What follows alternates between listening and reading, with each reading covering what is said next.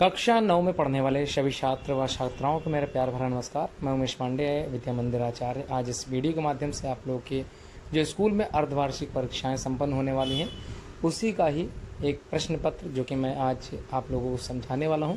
उम्मीद करता हूं इस प्रश्न पत्र को आप लोग अच्छे से समझते हुए अपने जो अर्धवार्षिक की परीक्षा संपन्न होने वाली है विद्यालयों में, उसकी तैयारी अवश्य करोगे। तो चलिए देख लेते हैं। सबसे पहले कक्षा 9 जो कि यूपी बोर्ड से संबंधित है।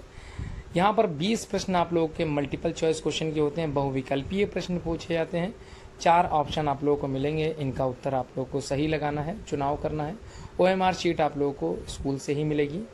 तो चलिए स्टार्ट करते हैं। सबसे पहला जो प्रश्न यहाँ पर पूछा जा रहा है वह बाल कृष्ण भट्ट लेखक हैं। ध्यान समझिएगा, इस प्रश्न पत्र में अगर कोई टिक लगा है तो वह जरूरी नहीं कि बिल्कुल सही कथन हो। मैं बताता चल रहा हूँ, आप लोग उसको ध्यानपूर्वक अच्छे से दिमाग में बैठा लीजिए।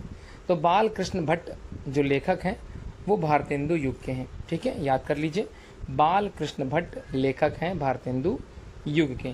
इसी प्रकार से आप लोगों के जो परीक्षाएं संपन्न हो रही है अलग अलग विद्यालयों में यूपी बोर्ड से संबंधित, तो प्रश्न किस प्रकार से पूछे जाते हैं वो मैं बता देता हूँ। ठीक इसी प्रकार से आप लोगों का जो पेपर होगा, जरूरी नहीं हूबहू यही प्रश्न आप लोगों से पूछे जाए। साहित्यकारों का नाम जरूर पूछा जाता है, तो आप लोग सबसे पहले हिंदी गद्य साहित्य के इतिहास में शुरुआत भारतेंदु युग से करिए।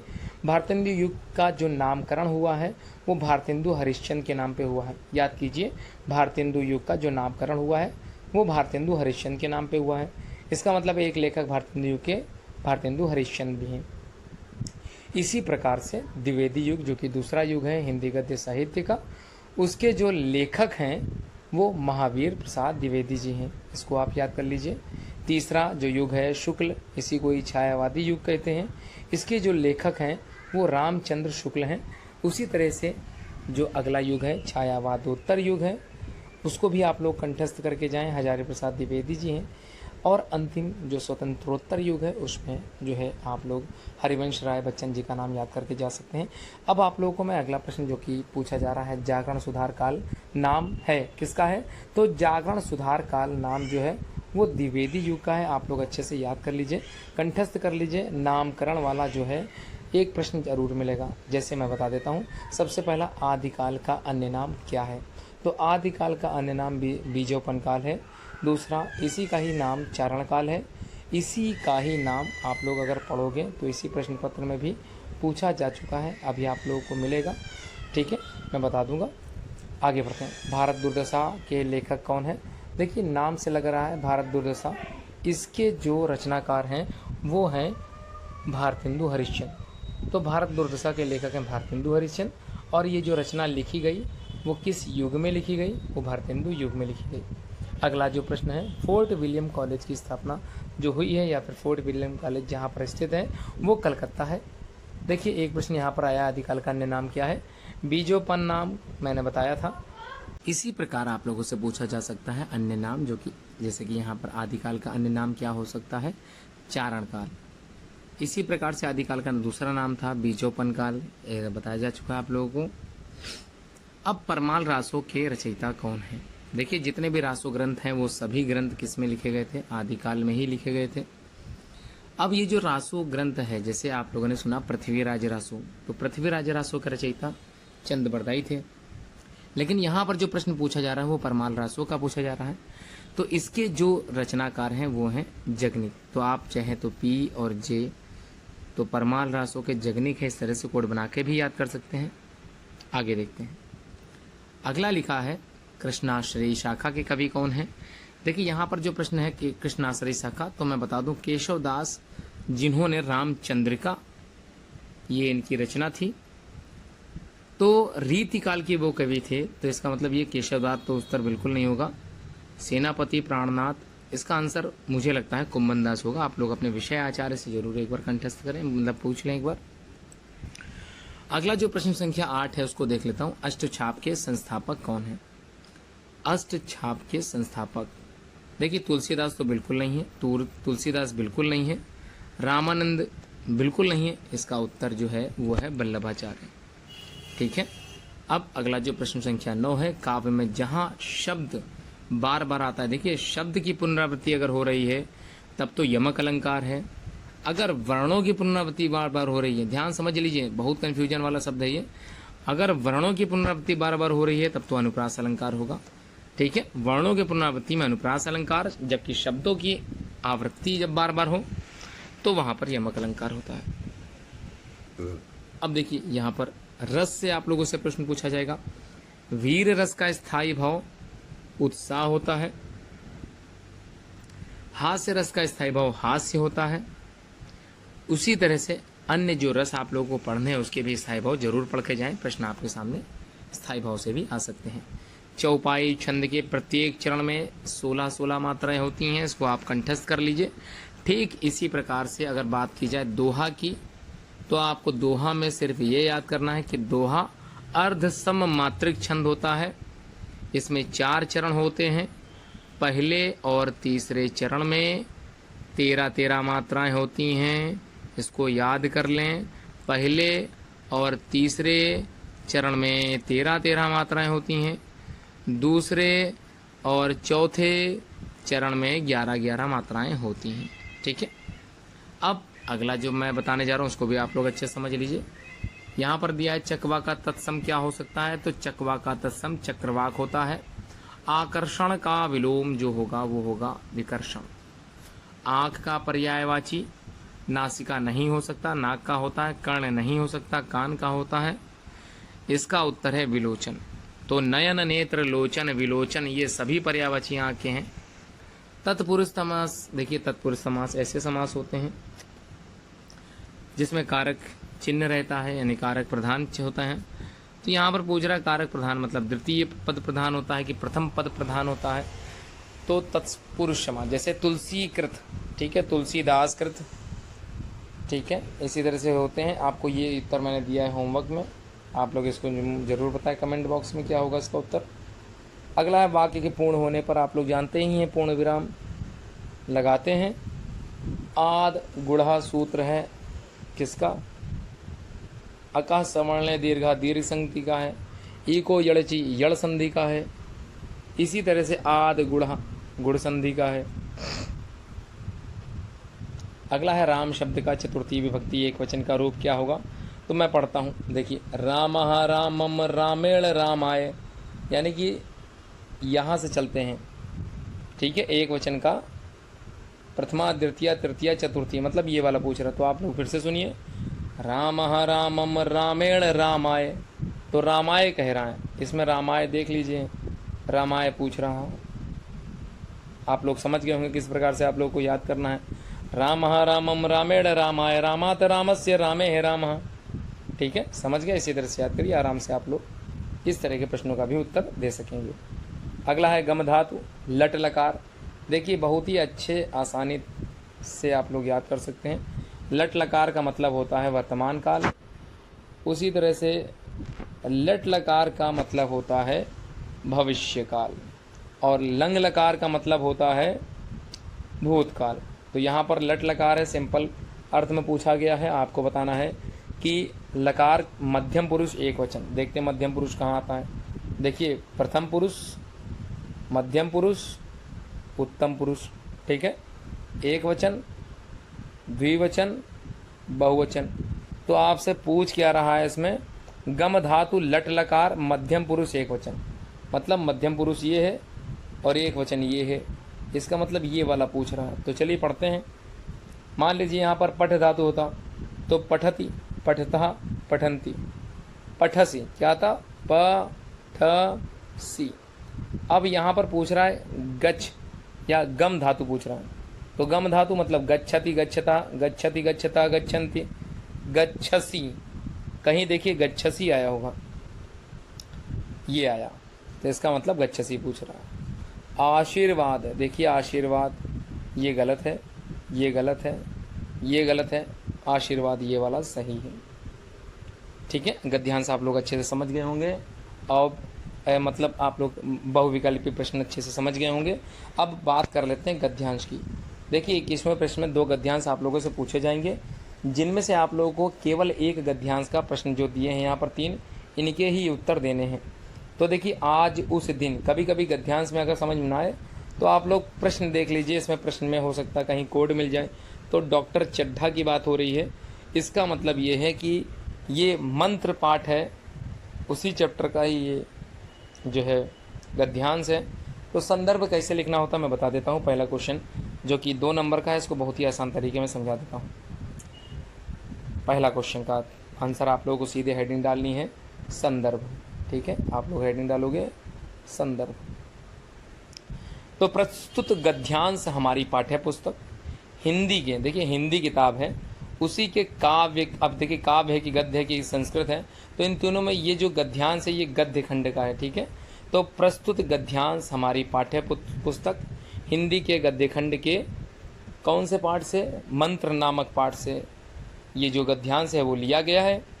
और इसके लेखक हैं कौन, प्रेमचंद हैं। जी हाँ, बिल्कुल प्रेमचंद है।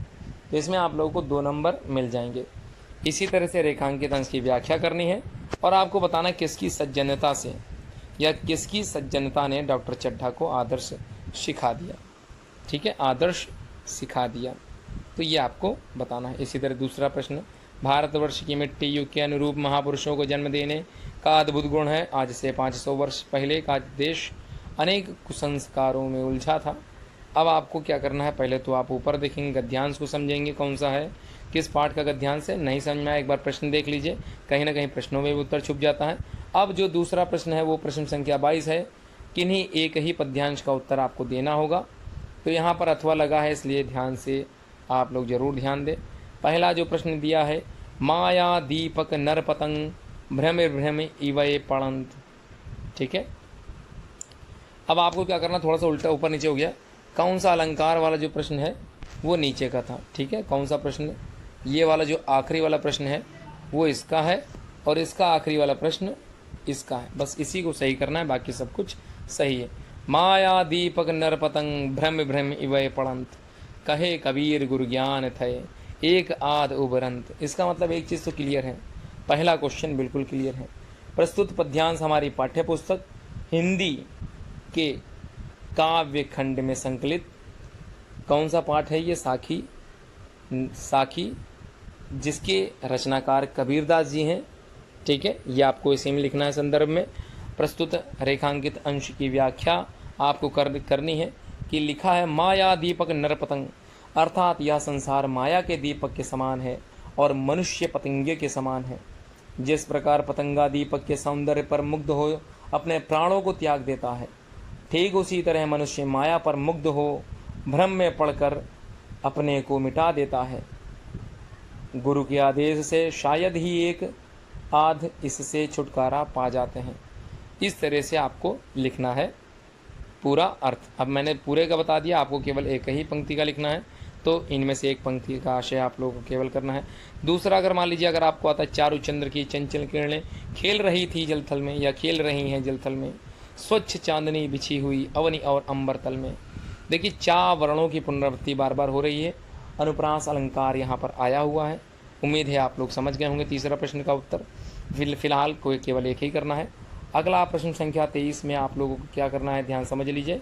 यहाँ पर 2 गद्यांश पूछे गए हैं, किसी एक गद्यांश का हिंदी अनुवाद आप लोगों को बताना है, साथ में संदर्भ भी लिखना है। सताम सज्जनानाम आचारः सदाचार, ये जनः सद एव विचारयन्ति सद एव वदन्ति सद एव आचरन्ति आचरन्ति, ते एव सज्जना भवन्ति सज्जनाः, यथा आचरन्ति तथैवाचरणं सदाचारः भवति, सदाचारेण एव सज्जनाः स्वकीयानि इन्द्रियाणि वेशे कृत्वा सर्वे सशिष्ट व्यवहारं कुर्वन्ति। तो चलिए इसके हिंदी अनुवाद को भी अच्छे से समझ लेते हैं। लिखा है सताम सज्जनानाम आचारः सदाचारः, अर्थात सत अर्थात सज्जनों का आचरण ही सदाचार है। ये जनाः सद एव विचारयन्ति सद एव वदन्ति सद एव आचरन्ति ते एव सज्जनाः भवति, अर्थात जो लोग सत्य ही विचारते हैं, सत्य ही बोलते हैं और सत्य का ही आचरण करते हैं, वे ही सज्जन होते हैं। सज्जनाः यथा आचरन्ति तथैव आचरणं सदाचारः भवति, यानी जो सदाचार का ही आचरण करे या आचरण करते हैं उन्हें ही सज्जन कहते हैं। सदाचारेण सज्जनाः स्वकीयानि इन्द्रियाणि वशे कृत्वा सर्वे सहशिष्ट व्यवहारं कुर्वन्ति, अर्थात सज्जन लोग जैसा आचरण करते हैं वैसा ही आचरण सदाचार होता है। सदाचार से ही सज्जन लोग अपनी इंद्रियों को वश में करके सबके साथ शिष्टता का व्यवहार करते हैं। तो उम्मीद है आप लोग ये जो चैप्टर है ये अपने आप में ही सबसे महत्वपूर्ण चैप्टर है। इसी के समस्त गद्यांश को आप लोग अच्छे से तैयार करके जाएं। ठीक है, रामदासा वाला चैप्टर भी पढ़ लें, ये भी इंपॉर्टेंट है आपके इस परीक्षा के जो है दृष्टिकोण से। अब देखिए पद्यांश में जो आप लोगों से श्लोक पूछा जाएगा, ध्यान रहे आप लोगों से संस्कृत का कोई एक श्लोक लिखने के लिए भी कहा जाता है। यदि पेपर में वह श्लोक आ गया है जो आपने याद किया है तो उसको बिल्कुल भी नहीं लिखना है, इसलिए 2 श्लोक ही पढ़ के जाएं, जिसमें एक श्लोक आपके प्रश्न पत्र में अगर आ भी जाए तो आप दूसरा श्लोक लिख सकें। अब देख लेते हैं क्या चीज़ है। पहला जो यहाँ पर श्लोक है, प्रजापति समः श्रीमान धारा रिपुनिषूदन रक्षिता जीवलोकस्य धर्मस्य परिरक्षिता। इसका जो अर्थ है वो मैं बता देता हूँ। देखिए सबसे पहले आप लोगों को संदर्भ लिखना होगा। संदर्भ चाहे गद्यांश हो, चाहे पद्यांश हो, चाहे संस्कृत का हिंदी अनुवाद आप कर रहे हैं, संदर्भ लिखना ही आपको जो है पड़ेगा। इसके भी मार्क्स आप लोगों को दिए जाते हैं, जैसे कि प्रश्न में लिखा हुआ है संदर्भ सहित आपको हिंदी अनुवाद करना है। तो ये जो श्लोक है इसमें संदर्भ में लिखेंगे आप लोग। प्रस्तुत श्लोक हमारी पाठ्य पुस्तक के अंतर्गत संस्कृत खंड के पुरुषोत्तम राम नामक पाठ से लिया गया है। इसमें भगवान श्री राम के गुणों का वर्णन किया गया है। ठीक है, आप लोगों को इसमें अगर ढूंढेंगे भी तब भी आप लोगों को आंसर कहीं ना कहीं से प्राप्त हो जाएगा। हिंदी अनुवाद, प्रजापति समः श्री राम प्रजापति राजा के समान सभी के पालनकर्ता अथवा अर्थात रक्षक हैं। ठीक है, रक्षक हैं। वह शत्रुओं का नाश करने वाले हैं। संपूर्ण जीवलोक के रक्षक तथा धर्म की रक्षा करने वाले हैं। कौन? भगवान श्री राम। तो आप लोग राम वाला चैप्टर जरूर देख लें, इससे जो है पक्का जो है आप लोगों का गद्यांश और पद्यांश जो है उम्मीद है। अगला जो प्रश्न आप लोगों से देखिए, यहाँ पर 2 प्रश्न आते हैं दीपदान एकांकी के आधार पर। या तो उद्देश्य लिखिए, ठीक है, या फिर किसी पात्र का चरित्र चित्रण कीजिए। देखिए प्रमुख पात्र का मतलब यहाँ पर पन्नाधाय की बात हो रही है। ठीक है, हालांकि जो यहाँ पर आप लोग पन्नाधाय नायिका के रूप में यहाँ पर प्रस्तुत हुई हैं, तो आप लोग ज़रूर जो है अवश्य लिखें। अब उद्देश्य मैं बता देता हूँ, मैं एक क्वेश्चन को यहाँ पर सॉल्व कर देता हूँ। उम्मीद है आप लोग चरित्र चित्रण भी अगर आप लोगों ने पढ़ रखा है तो उसको भी आप लोग पढ़ लोगे। ठीक है, उद्देश्य मैं बता देता हूँ। दीपदान एकांकी का उद्देश्य त्याग और बलिदान का व्यापक आदर्श उपस्थित करना है। पन्नाधाय के माध्यम से वर्मा जी ने भारतीय इतिहास के गौरवमय स्वरूप को प्रस्तुत किया है।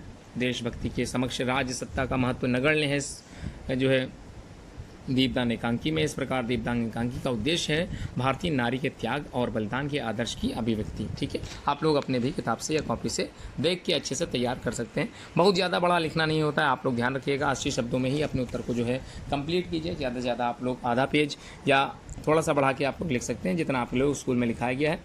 एक बार देख लीजिएगा, अपने विषय के आचार्य जो भी हों या टीचर हों उनसे ज़रूर जो है संपर्क करें कि कितना लिखना होता है। कई बच्चे बहुत ज़्यादा लिख के आते हैं, जिससे उनके क्वेश्चन बाकी जो है वो छूट जाते हैं, जिससे बाद में उनके मार्क्स में समस्या होती है।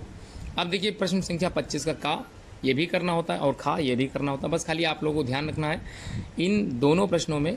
पहले वाले में 25 का जो का है उसमें आप लोगों को जीवन परिचय, गद्यांश में जो आप लोगों ने पढ़ रखे थे, गद्य से संबंधित जो पाठ पढ़ रखे थे उन्हीं में से साहित्यिक परिचय देना होता है। और दूसरे वाले में जो कवि परिचय है यानी कि पद्यांश वाला जो पाठ है उसमें से आप लोगों को पद्य परिचय देना होता है। ठीक है, देखिए यहाँ पर 3 पूछे, करना कोई एक है। या तो हजारी प्रसाद द्विवेदी करिए, या प्रेमचंद, या फिर प्रताप नारायण मिश्र। ठीक है, मैं एक करके थोड़ा शॉर्ट वे में बता देता हूँ। अगर आप लोग प्रेमचंद कर रहे हैं तो प्रेमचंद जन्म 31 जुलाई सन 1880 ईस्वी को हुआ था। ग्राम लमही, वाराणसी, उत्तर प्रदेश में था। आनंदी देवी इनकी माता का नाम था। अजायब राय पिताजी का नाम था। शिवरानी देवी जो कि इनकी द्वितीय पत्नी थी। बचपन का नाम धनपत राय था। इनका उर्दू नाम नवाब राय था। ये सब कुछ आप लोग पढ़ के जाएंगे, साथ में कृतियाँ जरूर पढ़ें। गोदान, गबन, सेवा सदन, रंगभूमि, कर्मभूमि, संग्राम, निर्मला, करबला, ये सारी इनकी जो है रचनाएं हैं, आप लोग जरूर पढ़ें। कोई रचना आप लोगों से 20 जो प्रश्न आते हैं मल्टीपल चॉइस क्वेश्चन में, उसमें से भी इनकी एक रचना अवश्य पूछी जाती है, तो इनका जो है रचना अवश्य अच्छे से पढ़ के जाएँ। संपादन कार्य मर्यादा पत्रिका, हंस पत्रिका, जागरण पत्रिका, माधुरी पत्रिका, इन सभी में संपादन कार्य किया था। शुक्ल युग के लेखक माने जाते हैं। निधन इनका 8 अक्टूबर सन 1936 ईस्वी काशी में हुआ था। उम्मीद है आप लोग समझ गए होंगे। इसी से ही आप लोग जीवन परिचय बना भी सकते हो। यदि आप प्रताप नारायण मिश्र का कर रहे हो जीवन परिचय, तो इनके बारे में भी मैं बता देता हूँ। जन्म 1856 ईस्वी को हुआ था। जन्म स्थान उत्तर प्रदेश के उन्नाव जिले का बैजे गाँव था, आप लोग याद कर लीजिए। प्रारंभिक शिक्षा जो इनकी कानपुर में हुई थी। पिता का नाम पंडित संकटा प्रसाद मिश्रा जो प्रसिद्ध ज्योतिषी थे। नाटक हटी हम मीर याद करिए, ये पूछा जाता है। भारत दुर्दशा एक रूपक के रूप में प्रस्तुत है इनकी। संपादन कार्य ब्राह्मण पत्रिका का संपादन कार्य किया था। भाषा शैली हिंदी खड़ी बोली गद्य भाषा शैली है। मृत्यु इनकी 1894 कानपुर में 38 वर्ष की अल्पायु में हुई थी। आप लोगों ने एक 20 नंबर में क्वेश्चन पूछा गया था भारत दुर्दशा, तो भारत दुर्दशा शायद मेरे मुँह से निकल गया था भारतेंदु हरिश्चंद्र। भारत दुर्दशा पंडित प्रताप नारायण मिश्र की रचना है, और उसको थोड़ा सा सही कर लीजिएगा। आगे बढ़ते हैं। अपनी पाठ्य पुस्तक से कोई कंठस्थ किया एक श्लोक जो इस प्रश्न पत्र में ना है। देखिए मैंने अभी आप लोगों से चर्चा की थी कि श्लोक, माफ़ कीजिएगा एक चीज़ छूट गई है। क्या छूट गया है मैं बताता हूँ। जीवन परिचय एक छूट गया है, काव्य का, ठीक है। काव्य में भी मैं आप लोगों को उम्मीद है 2 बजा बता दूंगा। रहीमदास का लिखना है, कबीरदास का लिखना है, मैथिली शरण गुप्त, इन दोनों मतलब इन तीनों में कोई एक ही आप लोगों को लिखना है। तो चलिए मैं बताते तो सबसे पहले रहीमदास का मैं थोड़ा सा समझाना चालू करता हूँ। जन्म 17 दिसंबर सन 1556 ईस्वी को हुआ था। इनका जो जन्म स्थान था वो लाहौर पाकिस्तान जो कि वर्तमान में है वहाँ पर हुआ था। पूरा नाम अब्दुल रहीम खान खाना था। माता का नाम सलीमा बेगम एवं पिता का नाम बैरम खान था, ठीक है, याद कीजिएगा। रहीम सतसई इनकी एक रचना है। ब्रज भाषा व अवधी भाषा में लिखते थे। निधन लगभग इनका 1627 ईस्वी को हुआ था। विशेष क्या बात है, सम्राट अकबर के नवरत्नों में प्रमुख जो है इनका नाम आता है, ठीक है। और इनके जो पिता थे वो अकबर के संरक्षक थे, ठीक है। आगे बढ़ते हैं। अगर मान लीजिए ये नहीं याद है आपको, कबीरदास पढ़ना चाहते हैं तो कबीरदास का जन्म 1898 ईस्वी को संवत या संवत में लिखना चाहें 1455। जन्म स्थान काशी लहर तारा उत्तर प्रदेश में हुआ था। गुरु का नाम रामानंद जी महाराज था। और इनकी जो पत्नी थी लोई थी। कमाल कमाली इनके पुत्र पुत्री थे। रचनाएं साखी सबद रामायणी इनकी रचनाएं हैं। भाषा शैली सुधकड़ी पंचमेल खिचड़ी में भाषा लिखते थे, मतलब अपनी रचनाएं लिखते थे। निधन इनका 1518 ईस्वी लगभग 120 वर्ष की जो है अवस्था में हुआ था, मगहर के पास संत कबीर नगर में, जो कि आज संत कबीर नगर है। तो विषय जो इनका मेन है वो ध्यान से समझ लीजिए। निर्गुण भक्ति काल, जो निर्गुण भक्त शाखा की जो ज्ञानाश्री शाखा है उनके ये प्रमुख कवि हैं, ठीक है। उम्मीद है आप लोग समझ गए होंगे। आगे बढ़ते हैं। अपनी पाठ्य पुस्तक से कोई एक श्लोक याद करना है। वंदना वाला पाठ उठाइए, उसमें काफ़ी श्लोक अच्छे अच्छे हैं, आसान आसान है। जैसे मैं बता देता हूँ। असतो माँ सदगमय तमसो माँ ज्योतिर्मय मृत्यु माँ मृतंगमय, ये पढ़ सकते हैं आप लोग। वीरमसी वीरमय देही, ऐसा कुछ आप लोगों ने देखा होगा। बलमसी बलमय देही, ओजोसी ओजोमय देही, ठीक है, ये भी आप लोग पढ़ सकते हैं। तेजोसी तेजोमय देही, इस तरह से आप लोगों ने एक श्लोक देखा होगा, उसमें वो भी पढ़ सकते हैं। जो आपको आसान लगे वो आप लोग पढ़ सकते हैं। अब देखिए यहाँ पर पूछा गया है प्रश्नों के हिंदी उत्तर, मतलब हिंदी माफ़ कीजिएगा, प्रश्नों के उत्तर जो आप लोगों को संस्कृत में देने हैं। 3 क्वेश्चन आएंगे, किन्हीं 2 प्रश्नों का उत्तर आपको देना होता है। तो 2 प्रश्न ही उत्तर मैं तीनों बता दूंगा। उम्मीद है आप लोग तीनों पढ़ के जाएंगे। और ये चैप्टर जिससे प्रश्न पूछे जा रहे हैं वो महत्वपूर्ण है, जरूर पढ़ के जाएं। सदाचार सिको अर्थ सताम सज्जना नाम आचार सदाचार। देखिए कितनी अच्छी बात है। इस चैप्टर से जितने भी क्वेश्चन पूछे गए हैं इनका उत्तर तो आप लोगों को यहीं पर मिल जाएगा। कहाँ पर मिल जाएगा? देखिए पहला ही मिल गया, सताम सज्जनाम आचार सदाचार, पहले का उत्तर मिल गया। दूसरा कहाँ पे लिखा है? देखिए ये जना सदा सचारयंती सदैव वदन्ति, और ये पूरा यहाँ से यहाँ तक जितना आप लोगों को दिख रहा है ये दूसरे का उत्तर है। कितनी अच्छी बात है। यानी कि आप लोगों को तो कुछ याद ही नहीं करना था। ये कभी कभी ऐसे प्रश्न आ जाते हैं जो कि परीक्षा प्रश्न पत्र में ही उत्तर मिल जाते हैं, तो ये अच्छी बात होती है। अपना दिमाग को अच्छे से एक्टिव रखिएगा। देखिए तीनों का उत्तर मैं फिर से बता देता हूँ। सदाचारस्य को अर्थ सताम सज्जनानाम आचारः सदाचारः कहलाता है। सज्जनाम के भवति, सज्जन कौन है? तो ये जना जो लोग सद एव विचारयन्ति सद एव वदन्ति सद एव आचरन्ति ते सज्जना भवन्ति, जो अच्छा आचरण करे, अच्छे विचार प्रस्तुत करे, वो सभी क्या है? सदा वे सभी सज्जन हैं। और आखिरी वाला शतम वर्षाणि को जीवति, तो शतम वर्षाणि को जीवंती, तो सदाचारवान नरः शतम वर्षाणि जीवति आप लोग लिख सकते हैं। एक प्रश्न इससे और इम्पोर्टेंट है, उसको भी मैं बता देता हूँ। इसमें लिखा नहीं है प्रश्न, मैं बता देता हूँ। मनुष्याणाम भूषणम किम अस्ति, तो विनया ही मनुष्याणाम भूषणम अस्ति, ये आप लोग पढ़ के जाइएगा, जरूर आएगा। अब जो बचपन से आप लोग पढ़ रहे हैं मुहावरे, उसमें से देखिए 2 ही के अर्थ लिखने हैं, 2 ही के वाक्य प्रयोग करने हैं, यानी 4 में कोई 2 करने हैं। देखिए 1 अनार 100 बीमार, एक वस्तु के पीछे कई लोगों का जो है लगे रहना, तो 1 अनार 100 बीमार, वस्तु कम है और उसके भाग अधिक हैं, मतलब एक पद है, केवल एक पद है और 100 से ज़्यादा उम्मीदवार हैं, तो इसको ही कहते हैं 1 अनार 100 बीमार। दूसरा आँख का तारा अत्यंत प्यारा या बहुत प्रिय होना, तो मोहन अपनी माँ का आँख का तारा है, ऐसे आप लोग लिख सकते हैं। अंधे की लाठी एकमात्र सहारा, जब आप किसी व्यक्ति के एकमात्र सहारा बन जाते हैं तो इसे बोलते हैं एकमात्र सहारा। या फिर कह सकते हैं कि मोहन जो कि इकलौता है अपने परिवार में, तो अपने परिवार का वो क्या है, एकमात्र सहारा है। ठीक है, ऐसे कह सकते हैं। 9 2 11 होना बचपन से आप लोगों ने सीखा है, भाग जाना देखा है, पढ़ा है, सुना है। तो पुलिस को देखकर हमेशा चोर क्या करता है, 9 2 11 हो जाता है। चलिए आगे देखते हैं। अब अगला जो प्रश्न पूछा गया है संस्कृत में अनुवाद करने का, देखिए थोड़ा सा बता देता हूँ, समझा देता हूँ। ये थोड़ा सा टिपिकल रहता है, आप लोगों को पहले संस्कृत के व्याकरण को समझना पड़ता है। बंदर फल खाता है, ठीक है, या बंदर फल खाते हैं, कैसे भी आ जाए तो याद करिएगा वानरा फलानि खादति। इसका मतलब आप लोगों को देखना पड़ेगा कि वर्तमान में है कि भूतकाल में है कि भविष्य काल में, एक वचन है, द्विवचन है या बहुवचन है। इन सबको दिमाग में रख के ही आप लोगों को संस्कृत का उत्तर संस्कृत में देना है। ठीक है, मतलब हिंदी का जो बना हुआ ये वाक्य है उसको संस्कृत में बनाना है। तुम कब जाओगे, तुम यदाम आवाम, ऐसा कुछ बना सकते हैं। मैं पढ़ता हूँ आम पठामी। राधा गाती है, राधा गीतम गायती, तो गाना गाती है अगर है तो गीतम गायती या राधा गायती, सीधे आप लोग लिख सकते हैं। अब अपने भाई की शादी में शामिल होने के लिए अवकाश हेतु प्रार्थना पत्र जो कि प्रधानाचार्य जी को लिखना है, या शुल्क मुक्ति हेतु अपने विद्यालय के प्रधानाचार्य जी को एक प्रार्थना पत्र लिखना है। दोनों ही अपने आप में महत्वपूर्ण है, आप लोग दोनों को ही अच्छे से तैयार करके जाइएगा। मैं एक बता देता हूँ, लिखा है, पहला वाला बता देता हूँ, भाई की शादी में उपस्थित होने के लिए। तो सेवा में श्रीमान प्रधानाचार्य जी, अपने स्कूल का नाम लिखिएगा। ठीक है, विषय में लिख दीजिए बड़े भाई के विवाह में शामिल होने हेतु अवकाश।